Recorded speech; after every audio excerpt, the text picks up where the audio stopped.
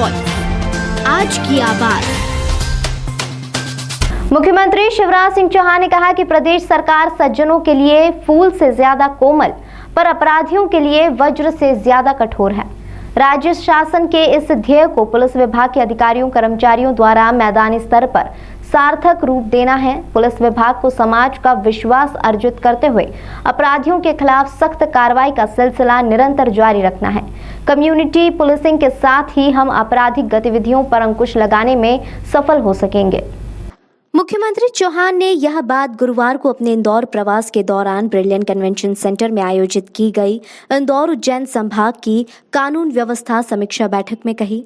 इस अवसर पर गृह मंत्री डॉक्टर नरोत्तम मिश्रा, मध्य प्रदेश पुलिस महानिदेशक विवेक जौहरी, अपर पुलिस सचिव गृह विभाग डॉक्टर राजेश राजोरा, विशेष कर्तव्यस्थ अधिकारी मुख्यमंत्री कार्यालय मकरंद देउस्कर, विशेष कर्तव्यस्थ अधिकारी गृह मंत्री कार्यालय डॉक्टर अशोक अवस्थी, अतिरिक्त पुलिस महानिरीक्षक आदर्श कटियार, उज्जैन रेंज के अतिरिक्त पुलिस महानिदेशक योगेश देशमुख, पुलिस उप महानिरीक्षक उज्जैन एवं Ratlam range Sushant Kumar Saxena, Indore range IG Harinarayan Chari Mishra, संभागायुक्त डॉक्टर पवन कुमार शर्मा, डीआईजी मनीष कपूरिया तथा इंदौर एवं उज्जैन संभाग के सभी प्रमुख पुलिस अधिकारीगण उपस्थित रहे। मुख्यमंत्री ने इंदौर एवं उज्जैन जोन में महिलाओं के विरुद्ध हुए आपराधिक प्रकरणों की समीक्षा करते हुए कहा कि महिलाओं को सुरक्षा और सम्मान देना हमारा प्राथमिक कर्तव्य है।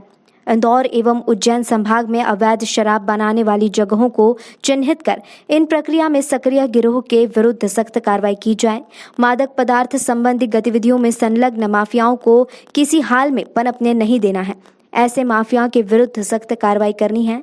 मुख्यमंत्री चौहान ने कहा कि उज्जैन में भू माफियाओं से मुक्त कराई गई 450 करोड़ रुपए की शासकीय जमीन में गरीबों के लिए आवास बनाए जाएंगे। एक पंक्ति में अगर मैं कहूं तो हमारा निर्देश पुलिस को सीधा यही है और प्रशासन को कि सज्जनों के लिए फूल से ज्यादा कोमल और दुष्टों के लिए वज्र से ज्यादा कठोर। अपराधियों को जड़ से उखाड़ के फेंकना है, चाहे वो अवैध शराब का मामला हो, ड्रग्स का मामला हो या अन्य अपराधों का मामला हो। ये अपराधी समाज के और देश के दुश्मन हैं। इनको किसी भी कीमत पर बर्दाश्त नहीं किया जाएगा और विशेषकर नकली, फर्जी या अवैध शराब पिछले दिनों जो घटना हुई है उसके अपराधियों के खिलाफ कार्रवाई और प्रभावी कार्रवाई करने के लिए एक और कड़ा कानून हम बना रहे हैं जो गैंगस्टर एक्ट की तरह होगा, ताकि संगठित अपराधियों को पूरी तरह से उखाड़ के फेंक दिया जाए, बचने का कोई रास्ता ना बचे। दूसरा, कुछ गतिविधियां पिछले दिनों हुई है जिसको हमने बहुत गंभीरता से लिया है। देश विरोधी नारे किसी भी कीमत पर बर्दाश्त नहीं किए जाएंगे और देश के विरोध में अगर कोई बात करेगा तो उसको पूरी तरह से कुचल दिया जाएगा। बदलाव सर, ये कानून का नाम क्या है? आपको ऐसा लगता है कि बदलाव होना चाहिए शिव भैया, कुछ व्यवस्था में बदलाव होना चाहिए। और जब मैं ये बात कह रहा हूं तो भारत में रहने वाला, मध्य प्रदेश में रहने वाला हर नागरिक किसी जाति का हो, धर्म का हो, वो हमारा अपना है।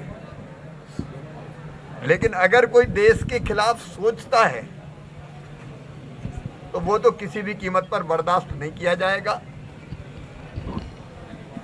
अन्य कई विषयों पर चर्चा हुई है, हर चर्चा यहाँ प्रकट करने की आवश्यकता नहीं है, लेकिन लाइन ऑर्डर बेहतर रहे इसके लिए कई तरह के सुझाव, चर्चा और आवश्यक निर्देश दिए गए।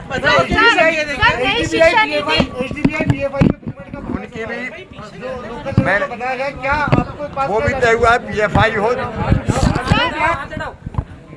पीएफआई जैसी विचारधारा के लोग उनकी गतिविधियों पर नजर रख रहे हैं और ऐसे तत्व यहाँ पनपने नहीं दिए जाएंगे। मेरे हिसाब से तो ये है, बदलाव की क्या जरूरत है इसमें? क्या यहाँ पे अपराधियों के खिलाफ कार्रवाई नहीं हो रही है या क्या? टेरर तो नहीं है सर। टेरर आप कैसा चाहते हैं? सख्ती सर नहीं है, एक सर खौफ नहीं है सर। क्या आपको मानना पड़ेगा सर? क्या आपको रियलाइज करना पड़ेगा सर? जिस तरीके से आई डोंट एग्री। हम लोग डेमोक्रेसी में रहते हैं, पुलिस का खौफ नहीं होता है इसमें। पुलिस सबकी दोस्त होती है और सिर्फ अपराधियों पे कार्रवाई करती है। तो ये ऐसा खौफ वाला बात कहाँ से आ गई? ये डिक्टेटरशिप में थोड़ी रहे ना। यहाँ की जरूरत नहीं। इंदौर में सबसे ज़्यादा बड़े लेवल के फेस्टिवल्स होते हैं, यहाँ सबसे ज़्यादा फोर्स लगाई जाती है, सबसे ज़्यादा सिक्योरिटी लगाई जाती है।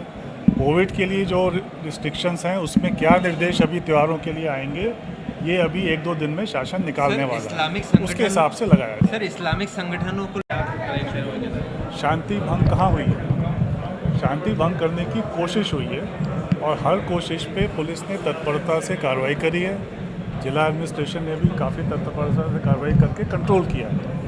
उसी को उन्होंने उस पर भी विश्लेषण किया है, उसी पे डायरेक्शन ये दिए हैं कि इसी तरह से तत्परता से कार्रवाई करते रहना है, छोटी से छोटी घटना को ध्यान से देखना है और कहीं कोई कार्रवाई में कमी नहीं रहे, ये हमको पालन करना है। सर कहीं ना कहीं सर सिस्टम फेल नहीं हुआ है सर, आपको नहीं लगता? सर रीगल में प्रदर्शन हो गया, उसके बाद में सर एक दूसरी जगह पे पता नहीं चला समय पे। नहीं, पब्लिक जब इकट्ठा होती है और अलग अलग जगह से आके इकट्ठा होती है तो वो तो हो जाती है।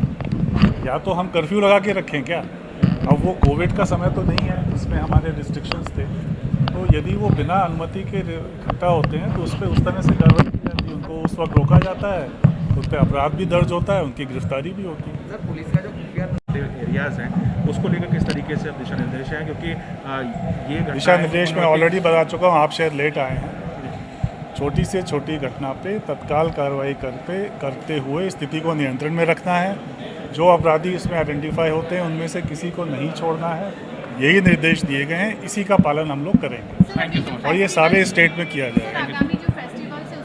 उसको लेकर पीएफआई और एसडीपीआई को लेकर ऐसी कोई आशंका जाहिर नहीं की गई। किसने कहा आपको?